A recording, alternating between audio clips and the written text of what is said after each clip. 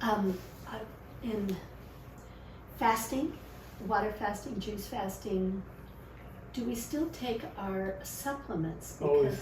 sometimes the supplements don't work well on my tummy without food. Add water. Yeah, water fast or juice fast. What do you mean they don't do well? A tummy ache, Add water. more water. Yeah.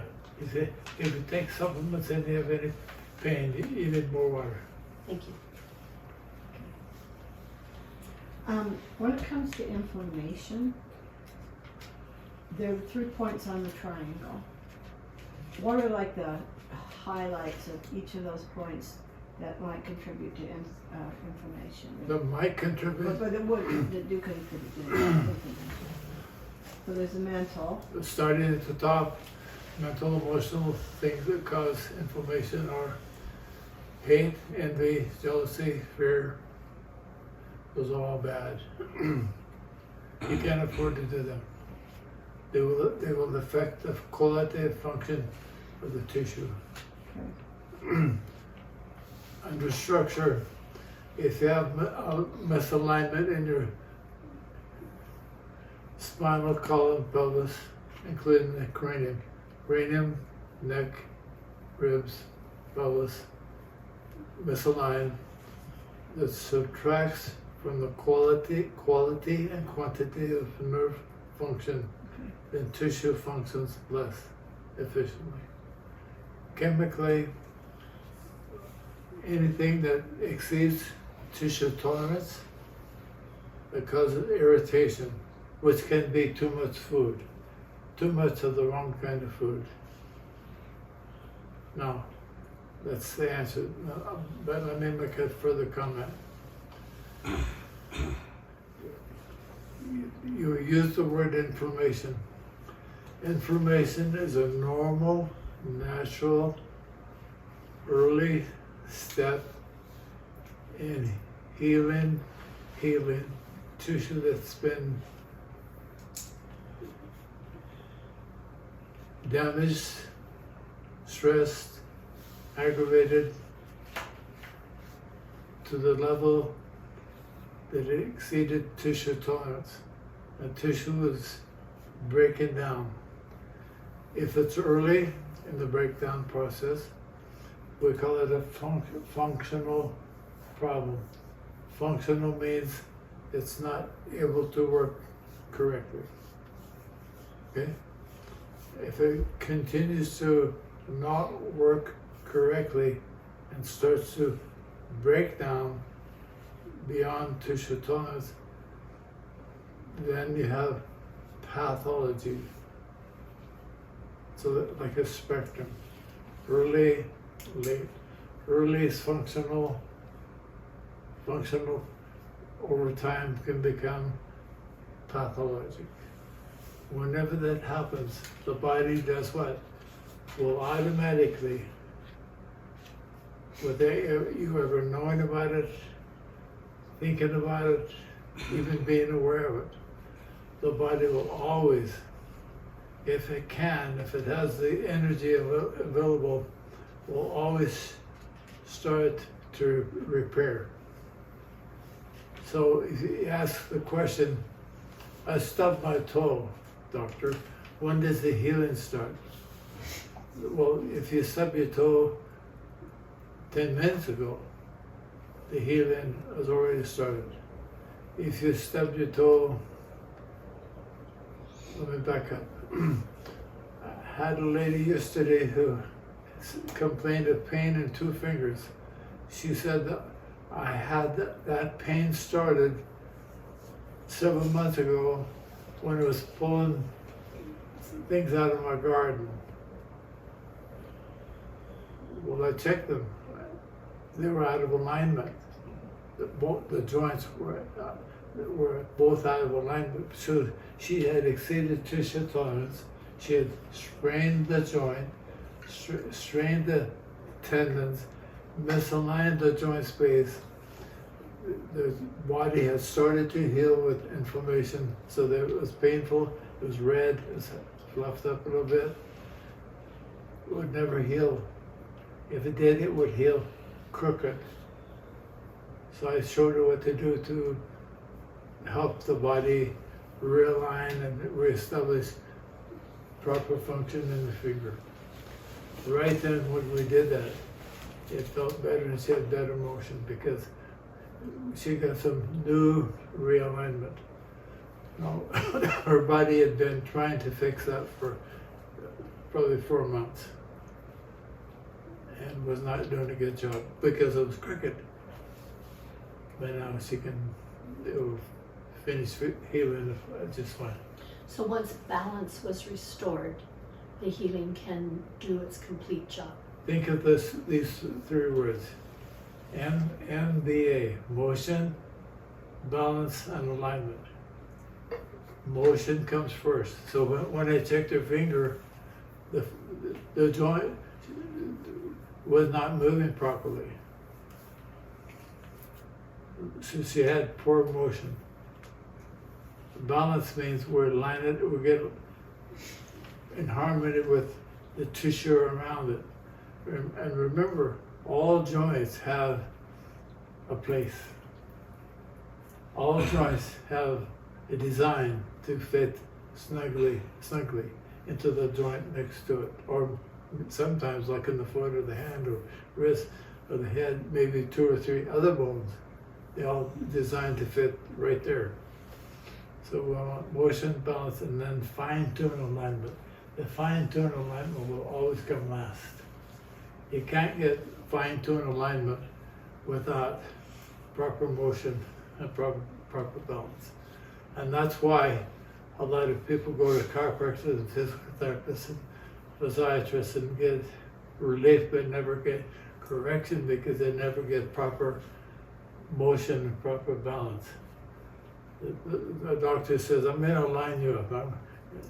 And he may get you partway aligned, but it goes back out because it's not moving properly. And all of those things we just talked about will have inflammation at some degree or another. If your body has a lot of energy, then the inflammation may be low and it's getting the job done. If you're really tired, it may have none because it can't spare the energy. That's a good question. Any other questions? Welcome to our class today. Good to have you here. First of all, do any of you have any questions at all about things we've talked about your health, your sick friend, your family member? Now's the time to ask. I do. Yes. I've been working on my pH. Can Yes. it be, the optimal pH range is, very neutral is 7, so does it hurt to go above to 7.5 or not, or is it? So my goal was 6.5, but I've been to 7 and 7.5. Is that okay, or does it create other problems? We're talking about the first morning urine. Yes, The first morning urine should be the worst of the day. okay, We want that number to be above 6.5. above. Yes. Good. Now, blood is pretty much constant at 7.3. Okay, If you have first morning urine consistently above 7.3, you have 1 or 2 problems. You're either doing too much to alkalize it, like too much baking soda. We want to lower it down. We don't want it to go above 7.3. Now, if it's, let's suppose you did 7.5, 7.5, 8.0 with no baking soda. To me, that's an indication your body right then is breaking down. okay, We don't want it that high. I have a question. I have permission to ask this question from a friend. And she just texted me just now and said, if it's not too late, ask the question. She says, out of desperation, does anyone have any advice? Brindley never feels well, especially lately. She gets really shaky and feels like her heart is racing. She's on meds for panic attacks, seems to have those under control.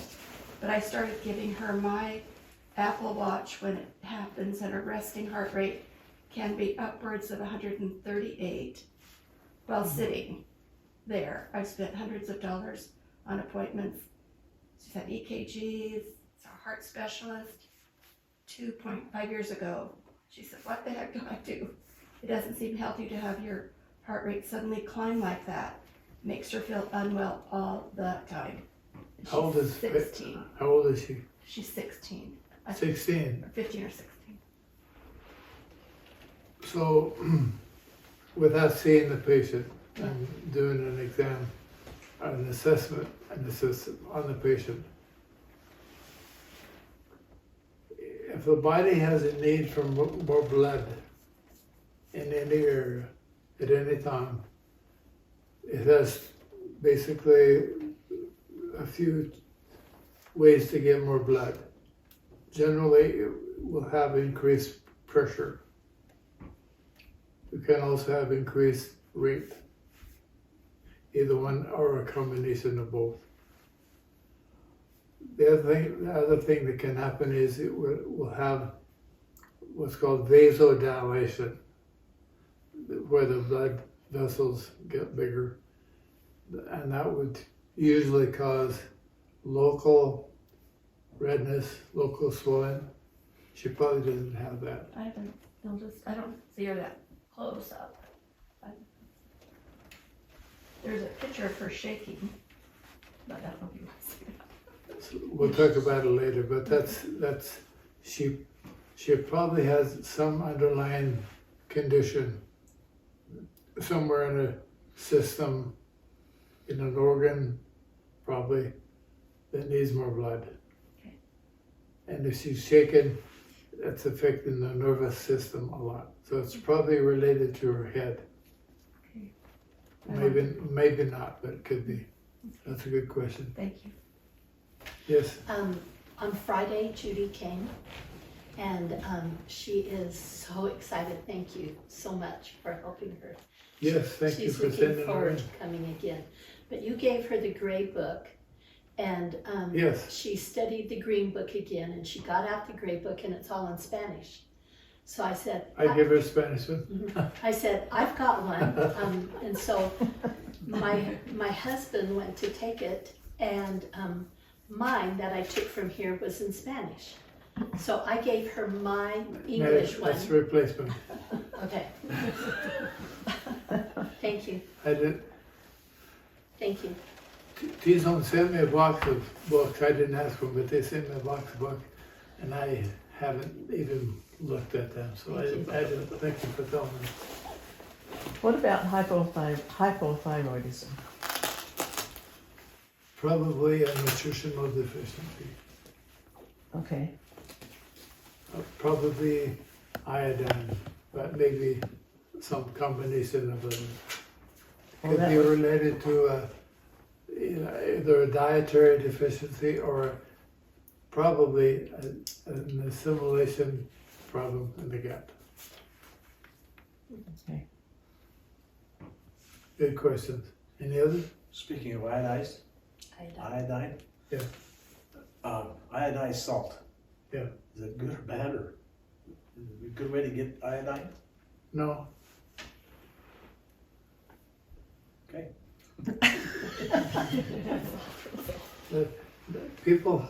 People have iodine deficiency, and a lot of them.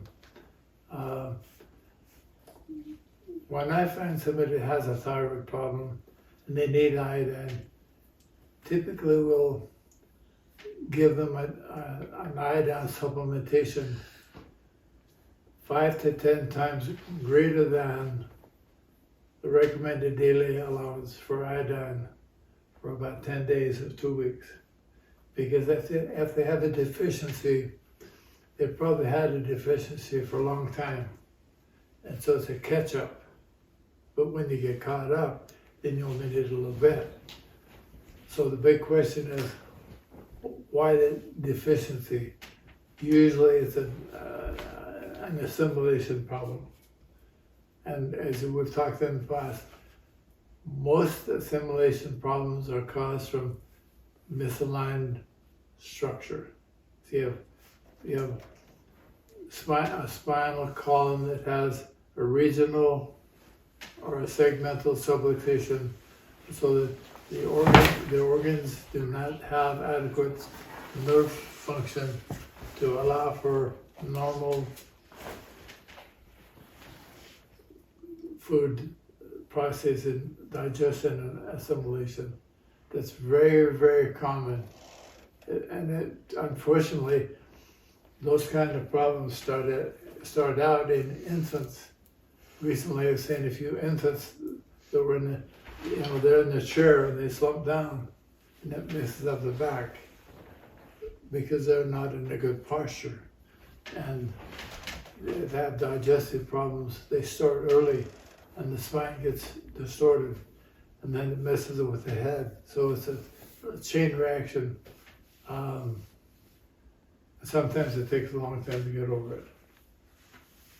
But it always involves the structure. That's a good question. Now you asked a question, do you have an iodine deficiency? No, well, not that I know of. That's what they used to tell you to take when you had thyroid problems, was iodine. Well, Years ago, that's where the iodized salt came from. Okay. Yeah, when I was a kid, it was iodized salt. I thought, well, okay. Sounds good to me, man. Okay, when we think of any mineral deficiency,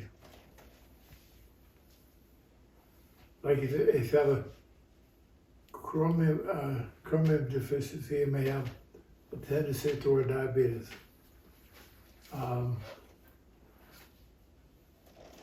Think of real salt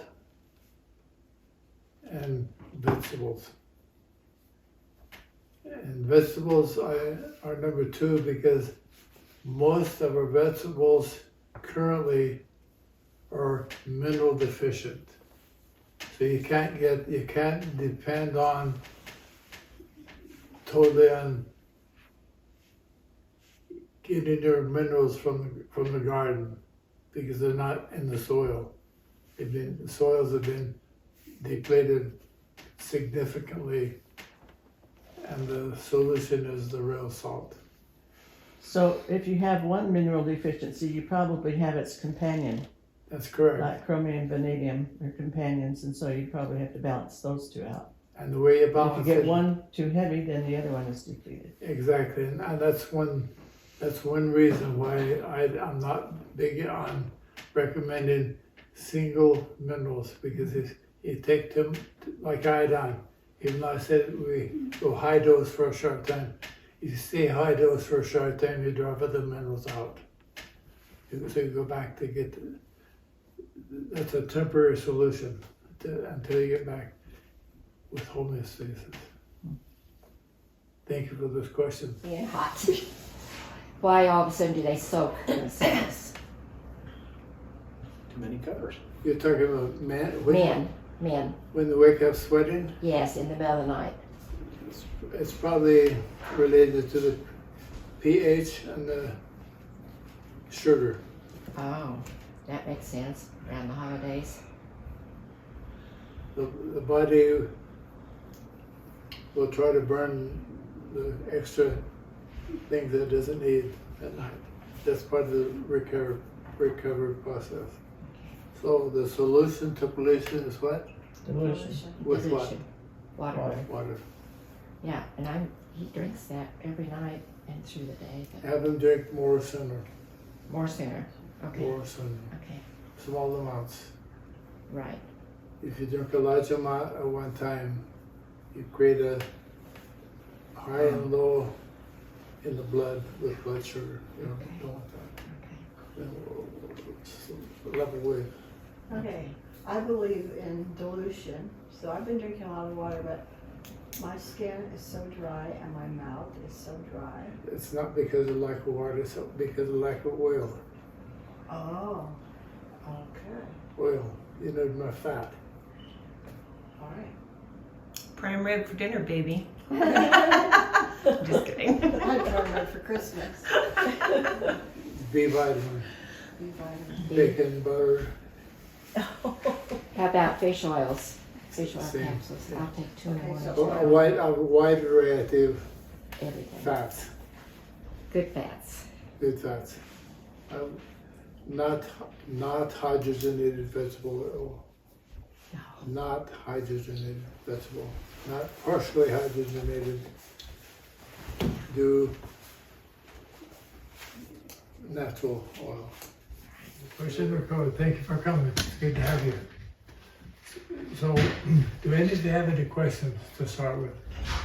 Yes, So, a niece of Kent's pardon? has Yes. Graves' disease, Yeah, and she's young.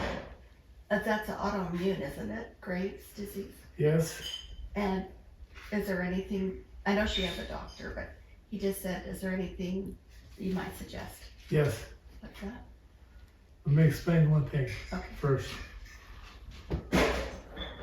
Whenever a person is diagnosed with an autoimmune disease, it's an indication that the body is so low on energy that it doesn't seem to have the ability to heal.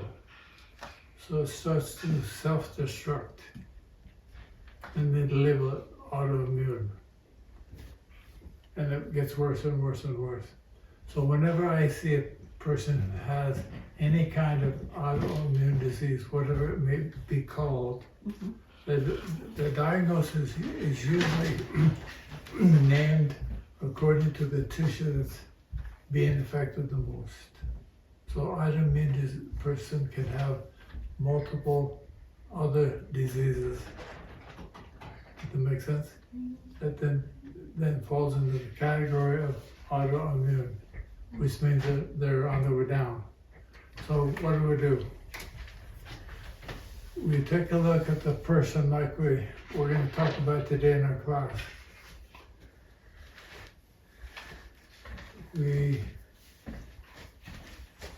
Welcome. She misunderstood you. Oh, you gonna say? She got the one with the Oh, spine that's fine. instead of with. Yeah. Thank you. Tell us to read it. Okay. So, in the material we covered today, we're going to talk about the bucket. Yeah. We've talked a little bit about the triangle. When I see a person who has autoimmune disease, question number one, I want to know what kind of a body that they have.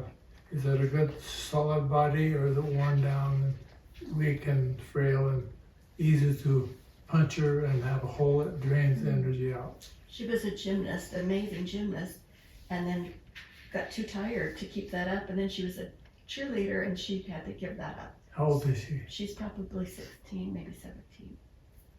So, So she had a really strong body. yeah, she spent it. She got too tired and wore it down. Do you have a comment? I do. When I see somebody that has an autoimmune disease, my biggest focus is on putting the fire out, because a lot of it is rooted around inflammation. Yep. So if you can cool the fire, cool the inflammation, I usually will have them take some acute. I'll usually have them do some magnestem, and then incorporate somewhat of an anti-inflammatory diet, which means at least avoid all of the inflammatory triggers dietarily, so that you're not constantly in a state of agitation, and then you can start refilling the bucket. Exactly. So Information. refill the bucket with the whole food, vitamin, mineral, protein, that kind of thing to rebuild the tissue. And the magnestem helps that also. But anybody who has an autoimmune disease, in my opinion, needs a holistic approach. They can't fix it with a drug. which they're trying to do. Well, they can't, it doesn't work. Yeah. They give a drug and they're chasing symptoms around and usually causing other overloads with compounds. She's only that old. That's young. That's very young, but again, a lot of young people nowadays don't get enough sleep. They're not getting enough food. There's a lot of pressure, so they're prime candidates for significant major health breakdown problems. First of all, welcome to class. Thank you. It's good to have you here. Now questions. Just before you start, or no? It's running. Okay. I think it would be nice to have a class on how to travel successfully. How to travel? Yeah, all the I things could that you, take, yeah, would be happy to do that. you know, all the things that you can Do and not do. do and not do, and how you can help yourself and stay, you know, at least get a B minus. I will make that at least part of one class. Okay, Okay. thank you. Any other questions before we get into the topic? How So- can you tell if you have asthma symptoms? How can you tell? The difference between asthma and heart? Like you can't breathe, or it's heavy chest, or going like that all the time. Because my daughter has 2 children that have asthma, and she says, "Mom, your asthma's back." And I have heaviness, like I can't breathe, and I have clear airway and everything, but it's like I take a deep breath and I'm not getting anywhere, or Do you cough? sometimes, but not. I have a go like that a lot. Okay. Usually, if it's a heart, you cough more than if you have asthma. Asthma is usually difficulty in the volume. Mm. Can't get in, can't get out, because the airways get constricted. So the asthma medication dilates and opens them up. And it's usually with asthma. And I say this because Dr. Bat Mangeli, I've told you about him before. He was a prisoner, a political prisoner in India. He was in India for a few years. He's a medical doctor. When he got out of prison, he wrote a book called Your Body's Many Cries for Water. You can buy it at the bookstore. It's a very good book. He, of course, in prison, was called upon many times by fellow prisoners who had symptoms of various health problems, and his only medication was water. And so he would say, "Okay, now you weigh 250 pounds. I want you to drink this much water here," and give him a prescription for water. And the bottom line of that story is, one of the main concepts of his book is, he said, I can cure any asthma or ulcer with water. And he said that's a major deficiency in the body, is lack of water. So Okay, that brings up another point. A friend of mine had hurt his back really bad, and so he was taking Advil, and for a couple of years, and it caused ulcers. Yeah. And one of them ate through his stomach and dripped acid onto this superior or something artery, and it ate it thin, the membrane around in the artery, and it was probably the descending abdominal aorta, the main artery. or the one in front of it, the superior whatever it is. Anyway, the artery that feeds the small intestine. Okay, mesenteric. It was a different. Mesenteric, that's the word I wanted.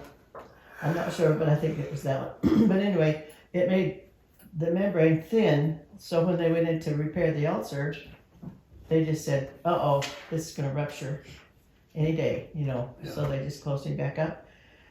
And said, you have 72 hours, we have 72 hours to fix as much as we can fix, or you're gonna die, basically. So,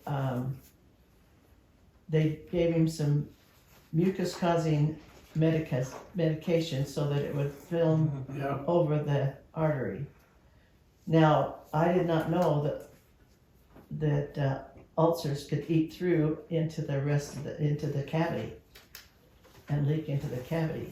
Is that a normal thing, or is that really a severe case? I would say, without knowing more, he probably had an extreme, out of control inflammation, you know, and also a breakdown of the tissue. But when you have a breakdown of the tissue, you get first inflammation, which is the first sign of recovery, healing. And what probably happened is it probably had some bacteria or fungus or yeast, something got into the weakened tissue and got infection. And infection is like cancer. Infection spreads. And eats its way. And it will go wherever it can get food. And that's probably what happened. He lived. Yeah, he got home yesterday from the hospital. Did they not replace an artery? No, they didn't dare touch it. They didn't do anything because, Is it that bad? yeah, it was just thin and they expected it to rupture. So he didn't. It's not supposed to die, I guess, yet. But anyway, he is home on medication and no acid forming foods. Very strict diet until this ulcer heals shut. In about 2 months, the big one. The two smaller ones will heal quicker, but the big one will take about 2 months. The good thing about the digestive tract is you get a new surface layer of cells every couple of days. Oh, good. They have multiple layers. Yeah. So when you said they give them a medication that created mucus for the esophagus, for the stomach, Well, they wanted to protect the artery. not the artery. They wanted to protect something that would protect the artery. Yeah, I don't know what you could give the body that would create mucus in the artery. Well, yeah, well, the coating, so it must be the stomach Yeah, to seal it over maybe or to yeah. fill it in. Now, lots of times people get told they have a lot of cholesterol Mhm. and they need to be on a drug for the cholesterol.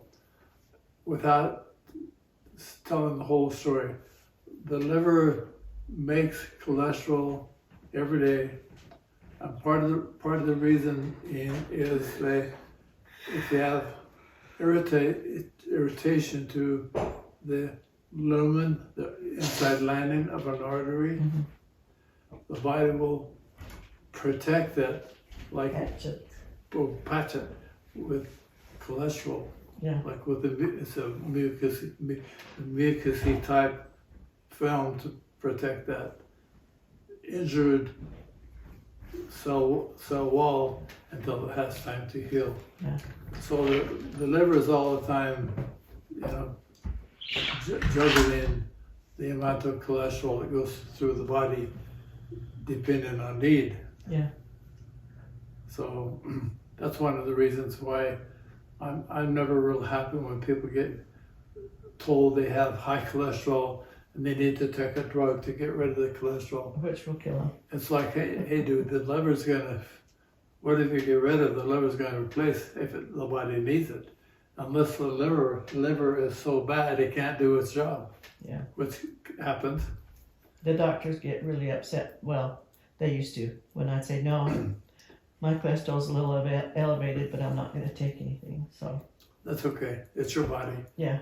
So When the statins came out, yeah. it did not decrease the amount of strokes and heart attacks. You know, the statin drug to lower cholesterol. Yeah. everybody got their cholesterol lowered, but it didn't decrease those, you know, the, But this is still a good market. They sell billions of dollars worth of statin drugs. Yeah. My friend Dr. Chi, who does a lot of research, is very opposed to any statin drug.